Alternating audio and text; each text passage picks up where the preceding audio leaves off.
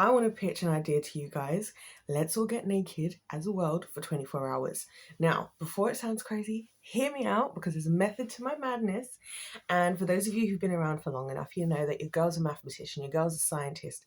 I'm looking at all these problems in the world and I'm obsessed because I'm like, where is the solution? Where is the solution? How can we go back from so much of the destruction that we're at? And then it hit me. We should all spend 24 hours naked together. The whole world. We should all just go about our normal day, go to work, go to wherever, such and such and such and whatever. Like, I don't mean this to be in any type of sexualized way. I mean, just us all be naked. Now, I have a reason for this, right? Because first of all, I think at first it'll be very awkward. We'll all be feeling super duper self-conscious. But then at a certain point, we'll realize that bodies are just bodies. At a certain point, we'll see all of these little influencers and celebrities who do all this airbrushing and Facetune and sucking in and all that stuff. We'll see it all in 4K. We'll all see it all for real and we'll all see what we really all be looking like behind this thing we call clothing, right? Now, as I was waking up this morning, this is one of the reasons I hate sleeping. When I actually get sleep, I always be having these really depressing revelations. And the revelation I made this morning was that nothing is real. Nothing is real. And it's funny because as I was thinking, like, should I record, shouldn't I came across this post. Some girl had talked about how Tom Cruise has been faking his height for a long time by wearing God knows what to make himself look taller, and how she realized it, and how apparently this has been known. Like, there's just like, for where I'm sitting, right? I'm 27 years old. I just want you guys to know, since we're all playing dress up in the world anyway, I've decided to wear my little circus jacket today. I've been buying costumes because I like to dress up, and I may as well because this is all fake and we're all just faking it. And that's actually the point. That's actually the point I'm trying to say here. Like, when I think about Adam and Eve and I think about why we started wearing clothing in the first place, it was to cover our shame, right? It was because we were ashamed. Now, my favorite time of all, one of the reasons why I like to spend time alone with God is because I don't feel shame around God at all.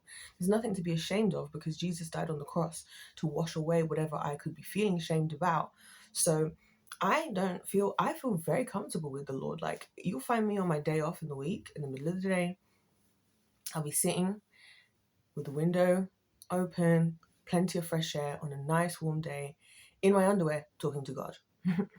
And that's one of the reasons I like spending time alone with God, is because it's the only place on the planet where I don't feel like there's any type of either internal or external shame happening. And I realized that those are my moments of pure joy, and that's why me and God are so close, because I've got nothing to feel ashamed about. Like, I've got no reason to feel like I need to cover up, because that's what Adam and Eve did in the Bible. Like, the second they realized they messed up, they now wanted to cover themselves up from God. And I just really feel like shame is something that is so prevalent in this world, to the point that, like, we've all just decided, instead of addressing what's really going on, instead of like us all getting naked together, right? What we do instead is we put on these clothes, we put on these costumes every single day, we walk around, we pretend that things are better than they are. Like, we hear all these, isn't it funny how there's so many statistics, right? Like, about certain things, but then when you walk around, you're not seeing how these statistics are playing themselves out. Like, where are the examples of how, okay, so for example, a statistic I heard the other day, which is a statistic I already predicted was the case. Hello, welcome to Planet Earth. It was something like, oh my gosh, what was it? It was like 1 in 6 men have been sexually assaulted, which, first of all, I think it's more, but anyway. And I was like, so where are these 1 in 6 men? Because we're never talking about that, are we? Like, this is just a random statistic that I just happen to remember right now. Because we don't seem to talk about anything. Like, we all seem to acknowledge that, like, again, we all seem to acknowledge these certain statistics, but then it's like, where are we actually talking or like dealing or like addressing these things? And I think that's why I think we need to just like, I feel like if us as a society, right, I know this sounds crazy, if us as a society decided that we all were going to be naked for 24 hours, I feel like at first we would hate it. At first, nobody would be coming out, and it would probably be one of those where I would have to start the thing and hope that everybody jumps on board. And by the way, can I be very clear? my body is by far not in the shape that I want for it to be in. It's probably the worst shape it's been in. Now, obviously, I'm not like, doing as much physical activity as I have done in the past. So I'm not saying this because I feel ready. In fact, I feel the opposite. In fact, I feel like, let me go away and train for like 6 months before we do this. But then, I just start to think, what's there to be ashamed of? Like, realistically, like, as a world, why are we all so ashamed? When did I become such a hippie? And I get why we are. I get why we're ashamed, because the world is unforgiving. Like, the world is so unforgiving. I was thinking about all these statistics that I hear about, like, people in relationships, especially when it comes down to like cheating, for example. And I was just thinking that, like, there's certain things as a society, right, that happen, and we just are so quick to like jump down somebody's throat for doing something that hurt us, and being so offended that we haven't fostered a society where people just get to be imperfect, and we get to love them through their flaws, and we get to love them out from where they're at. Because that's what God did with me, you guys. Like, I don't know what people think what kind of relationship people think that I have with God. I don't know if people think that, oh, it's because I prayed all this time and because I did this. No, it's because when I was at my worst and everybody else had given up on me and everybody else had left me alone because I was no longer someone to be taken advantage of, and I was actually properly in need, right, and struggling, and at my very worst and at someone probably my ugliest, all that the Lord said to me was, I love you. I love you. I love you. Can you imagine? So I'm like, and that's actually what broke me out of the noise of like just this unforgiveness of myself and self-hatred and just regret and just all that noise. The negative words from others, negative words from myself, realizations of mistakes, all that noise. What broke through? The only thing that broke through, I love you. And it made me realize something. All of these things have made me realize something, that we're all living in shame. We're all living in shame. We all go home and we wake up, we put on our costume, you wake up in the morning, you see yourself for what you really look like, so does God, right? I'm using the outward, by the way, I'm using the outward as a metaphor for the inward as well, because it's the same thing. How we're treating ourselves on the outside is how we treat ourselves on the inside. I truly believe that, right? So we wake up, we put on our costume to go to wherever the play that we're playing today, whatever our job role is, whatever it is that we're doing. We'd like to put out the version of ourselves that we like to believe that we are, but actually we don't even know who we really are, because we're inclined as humans to think better of ourselves than we ought to think. That's why there's all these theories about like the difference between your super ego and your alter ego and your natural ego and like all this stuff. That's why I find the whole concept of just dreams and God seeing yourself in your dreams, because like this happened to me again last night. It's probably part of the reason I'm thinking about it, right? I'm in my dreams and sometimes I can see that my spirit, my consciousness is like doing things that my consciousness clearly does. And I'm like, why do I not see this of myself? Because I don't want to, because it's not nice to see certain things, certain characteristics about ourselves. You guys, I bear my heart out on this internet in the hopes that one of you better receive Jesus, for goodness sake. So please, I'd be bearing out my heart. I'd be being so vulnerable. I'd be sharing everything. You know why, guys? Because I'm trying to normalize it. I'm trying to normalize that it's okay not to be okay. It's okay to need help. It's okay to have flaws. It's okay to have made a mistake.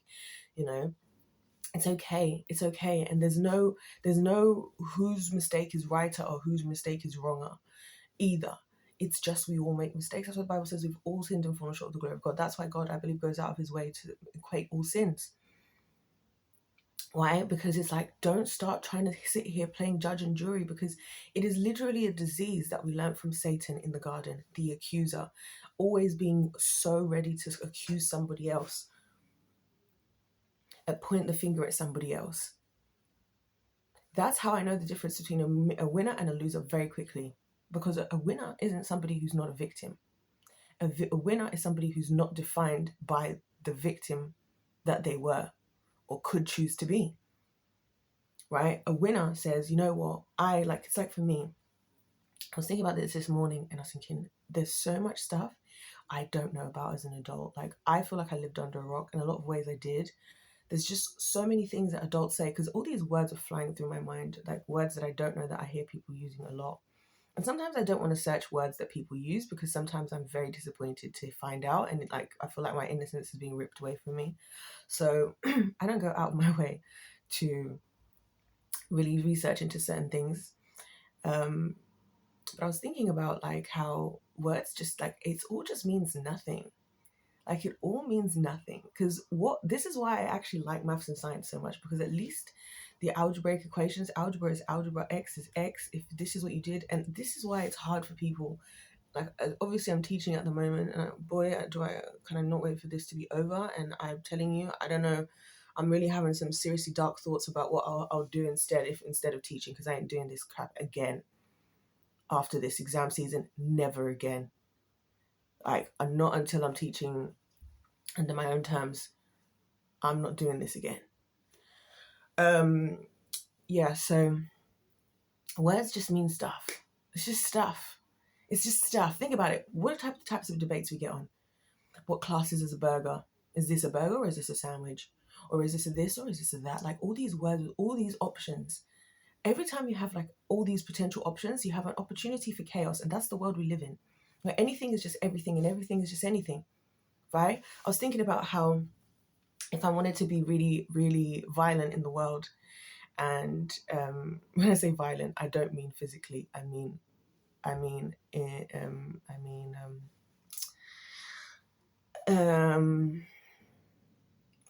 what's the word? Like in a metaphorical sense. I came up with a catchphrase of something that I could say that if I said it and it stuck would really upset society.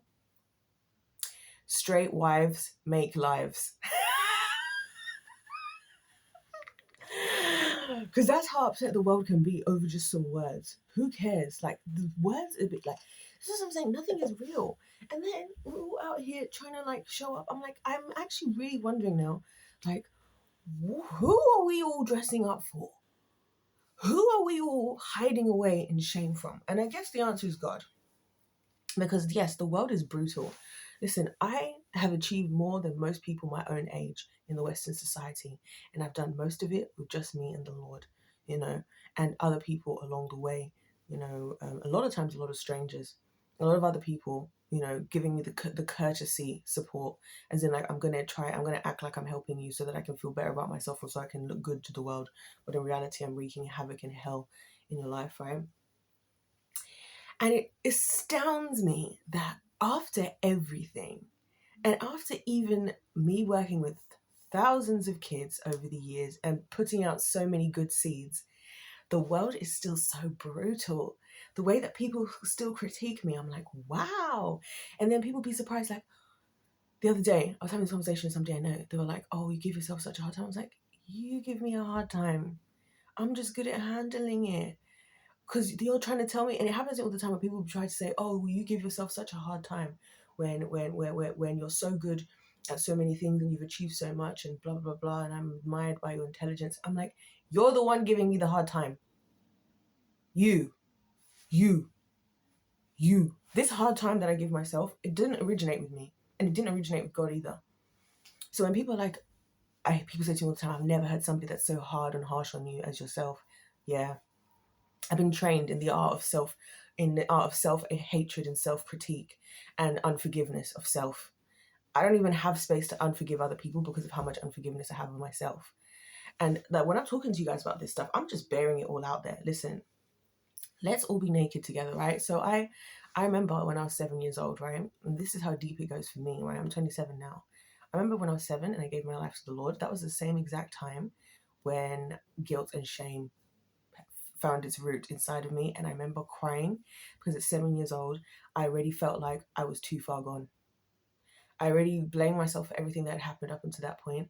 And I was crying and I prayed the prayer to receive Jesus probably like 10 or 20 or 30 times, because I was like, I hope this works, because I need saving, because like I am the worst thing that could have happened. Shame, guilt and shame. You know what I'm saying? And it's like, that's not what the Lord intended. What did the Lord do when Adam and Eve had sinned, right? They did what they did. First things first is he didn't start doing all this crazy lightning in the sky. What did he do? I love the Lord. This is why God is different to the world. When people act like God is the judgmental one, I'm like, you guys are the judgmental ones.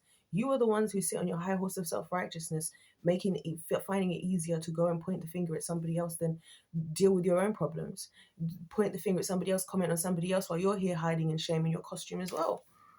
So I would just chillax if I was you in terms of trying to accuse the Lord. So here we go. So this, I can't believe how much we've been in Genesis 3, my goodness, because this is where it all went wrong. The division between man and woman. I wonder how many married couples like actually really look at each other like full-blown stark naked these days. I'd love to know. I'm sure the happy ones. Okay, Genesis chapter 3. So when the woman saw that the tree was good for food and that it was a delight to the eyes and that the tree was desired to make one wise, she took of its fruit and ate. And she also gave some to her husband who was with her, and he ate. Then the eyes of both were opened. So now their eyes are opened. That's another interesting thing to me, because for me, that's like switching from seeing things in a spiritual sense to seeing things in a natural sense. Like I said, nothing is real. Nothing is real on this planet. That's why when I go onto Instagram, this is why I'm having a crisis right now, actually. When I go anywhere, anything that I'm seeing might not be what it is. Like there was this woman, I saw this, yeah. You can see that, guys, I can't let something go until I find a solution. So I'm finding a solution for this world that we're in. I'm not going to make excuses. I'm not going to be a victim. Nuh-uh. Problem solving is one of my strongest skills. Like, it's one of those things that if somebody asks me, like, what are skills do you have? Problem solving is always the first one I think that always comes to mind. This woman was saying how, like, she thinks men are stupid these days because this guy stopped to tell her that she's got such an elegant, natural look. She was like, so I spent $10,000 on this jawline. And then she started listing everything. And she did look very elegantly, naturally, like, type beautiful. But none of it was natural. None of it was real. And like, I was thinking, this is something that haven't mentioned in my video, but I do think every time men today are like, oh, I like women natural. I'm like, you don't know what a natural woman looks like anymore. You don't know what a natural woman looks like, because most of the women getting all these works done and this, that, and the other, they're not getting these big, huge procedures. They're not going from being a part of the itty bitty titty committee all the way straight down to Pamela Anderson. They're just getting themselves a little perky something, a little something to grab onto. You know what I'm saying? Like, it's the same with all these lip fillers and stuff, and like the whatever. She was talking about how she can't even move her eyebrows, she can't move her cheeks, because all this Botox. I can't imagine somebody like me who makes such dramatic facial expressions. I can't imagine not being able to move my face. Crazy. And so I was just like, nothing is ever real. Like, nothing is real. Nothing is real. Nothing is real. Not even like when people talk. This is why, like, I realized that I don't trust in what people's words at all. I was explaining this to my friend that, like, it actually doesn't matter to me what anybody has to say, because I'm not putting my trust in your words regardless. Like, who cares? Like, who cares? Because you can just say, like, I say this to you guys all the time. It's an example, one example that I like to use, just because I just decide to tell you guys right now and say, hey guys, by the way, so I'm actually from Venezuela. Does that mean I'm from Venezuela? Does me just saying it with my mouth mean it? No, but I could convince you guys. I could come with a whole story, and then all of a sudden your reality is that I'm from Venezuela. So I'm saying nothing is real. Nothing is even real. So their eyes were opened. They're seeing this natural world that isn't the same as the spiritual. The spiritual world is the real world. This is the fake world. I don't know, newsflash. They knew that they were naked. So the nakedness didn't matter before, but it matters now, because now they're looking at the world from a different perspective. And they sewed fig leaves together and made themselves loincloths. Interesting. I'm not even, oh my gosh. Okay, I'm having thoughts. Not for today. And they heard the sound of the Lord God walking in the garden in the cool of the day. Like me, when I'm naked talking to God in the cool of the day. Like I just described earlier, in my underwear. And the man and his wife hid themselves from the presence of the Lord among the trees of the garden. That's very interesting. Among the trees. I was thinking about this the other day, that, you know, the protection of being under Jesus Christ, and how being under Christ is really the protection from let's go to the verse, Psalm 91, because I've been obsessing over this first part of this verse for some reason. It's because the other day I was thinking about the verse, he who dwells in the shadow of the Most High. that's where we're going. And I was thinking about it because I was out and about and I was under a tree. It's a tree that I frequently sit under. And listen to this. Psalm 91. He who dwells in the shelter of the Most High will abide in the shadow of the Almighty. I will say to the Lord, my refuge and my fortress, my God in whom I trust. So God is my place truly of protection from shame, protection from everything, right?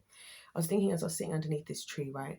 And it started to rain, and I really wanted it to pour down with rain. I was screaming to the Lord, I'm like, God, drench me, Lord, like, because I wanted to get drenched in the rain, because I like the rain and I like feeling the rain because it just reminds me of the power of God. So I'm here sitting under this tree, and I'm like, drench me, Lord, drench me, and because I'm seeing the raindrops in the pond in front of me. I'm seeing how like the raindrops are increasing, and things are getting wet, and I can hear the rain, but I can't feel the rain because I'm being under the protection of this tree.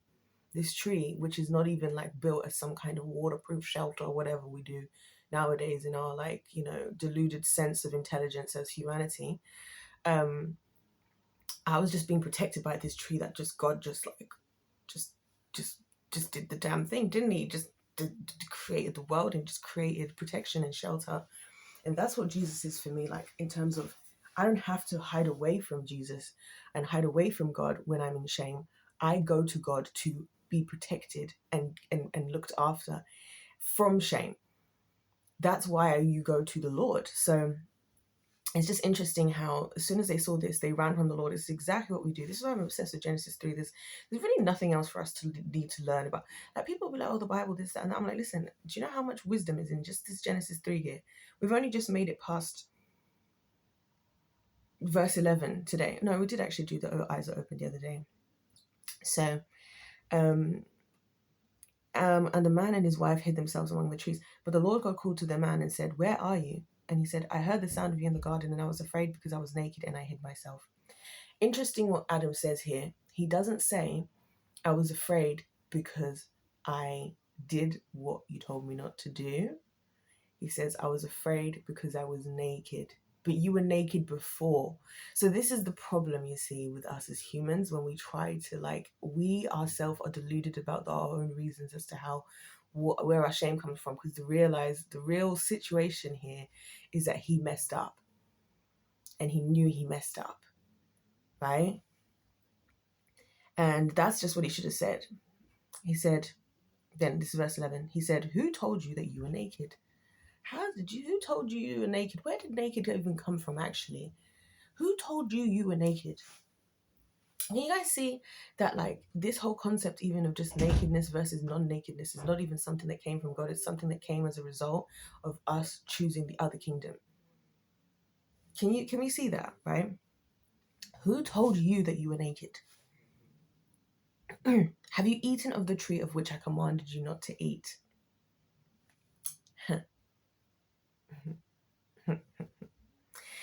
And then we took the turn of all of history, something we are still living into this very day. We finally proved that we learned all that we needed to learn from the snake to cause total destruction on the earth and an infestation of shame. The man said, remember, God asked him, have you eaten of the tree of which I commanded you not to eat? Bro could have just said yes. Because you see, sometimes when we're trying to out-explain ourselves and try to think through things with our human understanding, it ends up bringing in us creating ourselves to be a version of ourselves that is not the greater version. Adam should have really just said yes and should have just really seen what the Lord had to say. And this is, by the way, again, this dynamic between men and women is crazy. The woman whom you gave to be with me, she gave me fruit of the tree and I ate.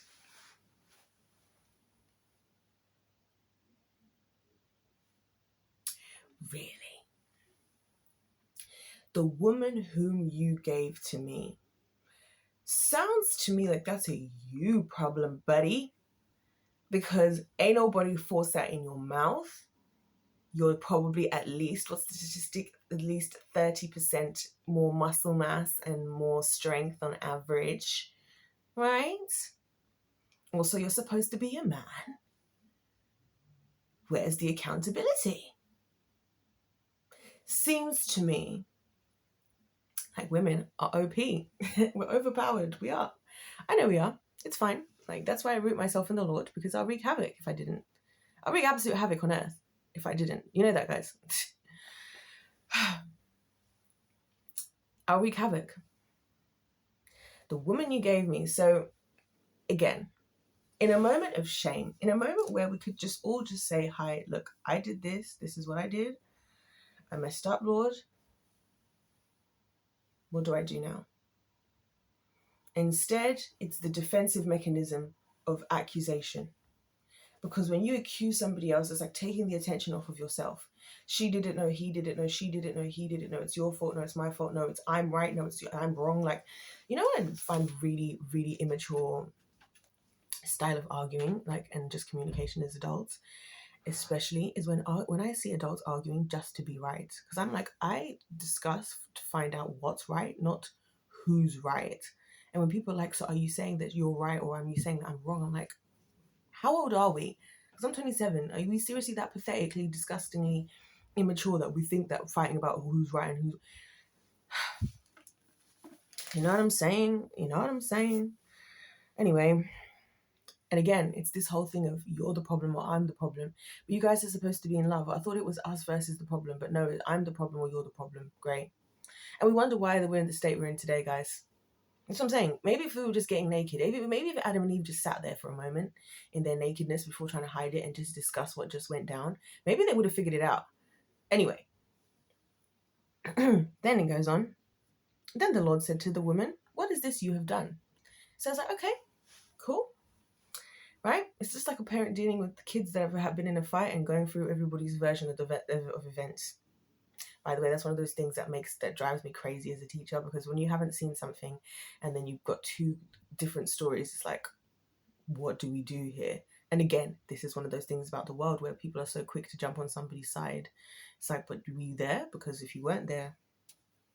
Then the Lord said to the woman, what is this you have done? The woman said, the serpent deceived me and I ate.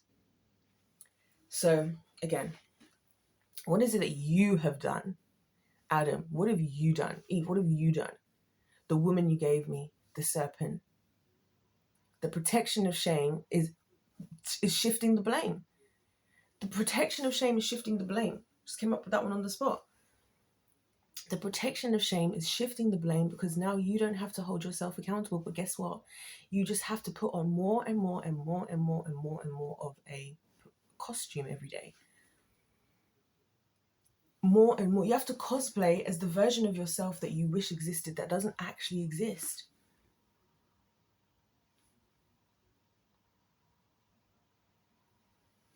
And so we find ourselves in this world today. Now, God goes on to do, give everybody their due punishments, And then, do you know what's the best part for me? After all of that, and after God said everything he said in verse 20, the man called his wife's name Eve because she was the mother of all living. And so we'd already argued without even having names at this point. Eve was just the woman. Isn't that funny? And the Lord God made for Adam and for his wife garments of skins and clothed them. So God then goes on to cover them and meet them where they're at. And that's what I'm suggesting here. Like, he covers them and he meets them at the mat. He's like, I know that you shouldn't have done this. You know that you shouldn't have done this. I've told you what's going to happen, because actions have consequences. We're out here desperately wanting to live the life that whatever we want to live. Yeah, cool. Just make sure you're prepared for your consequences. But at the same time, I'm going to meet you where you're at and I'm going to love you where you're at. So although I don't think you need to wear clothes, I'm going to let you wear some clothes if it's going to make you more comfortable, because this isn't about me. This is about love. This isn't about shame. I don't want you to walk around in shame. And of course, the Lord knew what was happening now, because now death had been offered. This is the point. Like, it's not that when Adam and Eve sinned that they were to die immediately and then God just lied and the problem backfired. It's that death and everything surrounding death, destruction, and disorder entered into the planet in that moment. Everything that can cause for us to have shame. Because if we just focused on life, we would just be living. Life is eternal. The tree of life, we're just living. Knowledge of good and evil. What use is the knowledge of good and evil when you're going to be living eternally anyway? Like, actually think about that. What's the use in knowing all that's good and evil if you already know you're going to live and you're going to live well and you're going to live well forever? Because we're so obsessed with wanting to be in control of our own lives.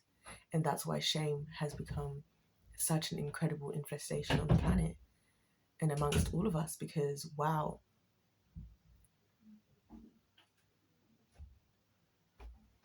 So yeah, I think now, I know it sounds like I'm making up jokes, guys, but when I say stuff, I say it with a purpose. I really think we should all go naked for 24 hours as a world. Let's just do it. Let's just all go naked and just... Because you know what will happen? At first, it'll be awkward. At first, it'll be weird. And then I bet you at a certain point, we'll all hit our stride and no one will actually just care anymore. Because everybody will just be going on about their day, doing what they need to do. But somehow, as a world, I just feel like we would have like a... I feel like we would have a... How can I put it? Like a... I feel like we'd achieve... I feel like we'll achieve something. And we'll all feel that we've achieved something. And I feel like we'll all come out better for it. I feel like a lot of our issues that we're having right now, a lot of our anger and things and this, that, and the other, I feel like it'll just decrease.